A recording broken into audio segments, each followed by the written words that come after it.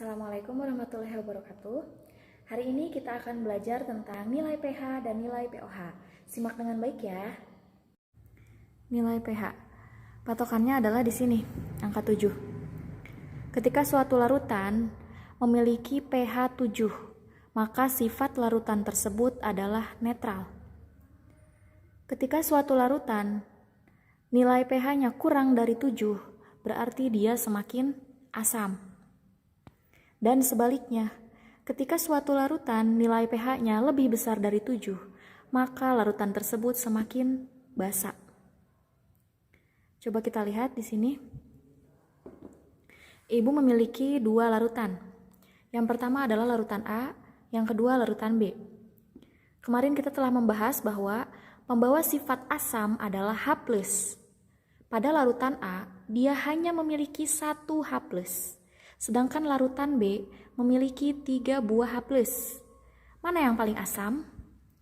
Maka yang paling asam adalah larutan B. Kenapa?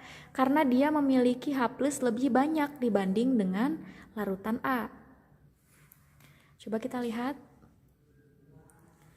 Ketika H+-nya semakin banyak, artinya dia semakin asam. Maka jika semakin banyak H+, pH-nya pun akan semakin kecil. Artinya, ketika dia besar, maka pH akan kecil. Berarti, nilai H+ berbanding terbalik dengan nilai pH. H+ mah makin banyak, berarti pH-nya makin sedikit atau makin kecil. Kenapa Bu ketika H+ banyak, pH kecil? Coba kita lihat di atas. Semakin banyak H+-nya maka dia semakin asam. Semakin asam maka pH-nya semakin kecil. Berbanding terbalik itu, jadi kalau yang satu naik, yang satu lagi dia turun. Itu artinya berbanding terbalik. Ketika H+-nya naik banyak, dia semakin asam.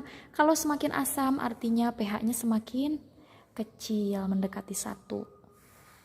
Dari Ibu, apabila ada yang ingin ditanyakan atau kurang jelas, silahkan komen di Google Classroom atau bisa lewat WA pribadi. Nanti kita bahas bareng-bareng. Terima kasih. Wassalamualaikum warahmatullahi wabarakatuh.